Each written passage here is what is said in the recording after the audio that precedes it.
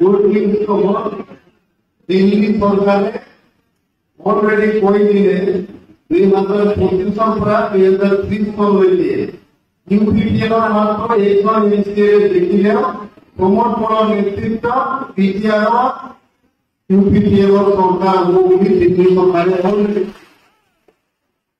2025 পৰা 2030 লৈকে চৰকাৰ আমাৰ হৈ গ'ল। এইটো কোনো সমস্যা নাই। এতিয়া কথাটো হ'ল মাত্ৰ একটা এনচিএ নহয়, 2025 আমি মিনিমাম 25জন এনচিএ লৈ চৰকাৰ গঠন কৰিম।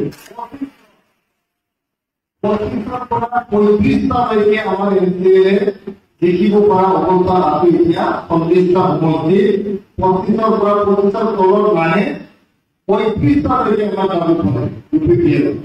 গতিকে এইটো লৈ আমাৰ কোনো সমস্যা নাই। আমি আৰামসে 2025 পৰা 30লৈকে সৰকাৰ গঠন কৰিম। আমাৰ এইবাৰ অপোজিশন নোহোৱা এটা ইলেকশন। আমাৰ মেইন অপোজিশনটো হল বিটিএম নামৰ পাৰ্টি।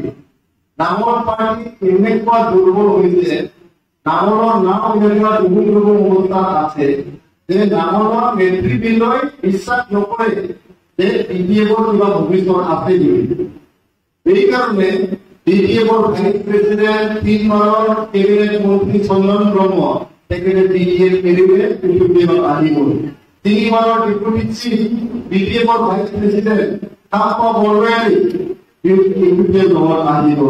টিকেশ বসুমতাৰী এটা সময়ৰ মহাপ্ৰতাপী ইএম আৰু এমএলএ বাক্সা জিলাৰ প্ৰেসিডেন্ট টিকেশ বসুমতাৰী ইউপিপিএলত আহিব।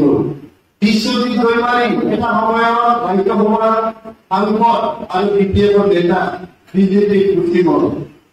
এনেকে বহুত মানুহ আমাৰ গোসাইগাঁৱৰ ভীমেন্দ্ৰনাথ ব্ৰহ্ম, আমাৰ দমকলৰ এনচিএল ৰেগুলাৰ ৰাজবিহাৰী সকলো এতিয়া আমাৰ দলত আহি গ'ল। আমাৰ মানাস ষ্টেচনৰ এনচিএল ধৰ্মজয় বসুমতাৰী ইউপিপিএলত আহি গ'ল। সবাইকার এনসিএল প্রভাব বসুমতারী বিজেপি গুচি গল। আমার বড়গাঁও এনসিএল রামকি ব্রহ্ম থেকে বিজেপি গুচি গল।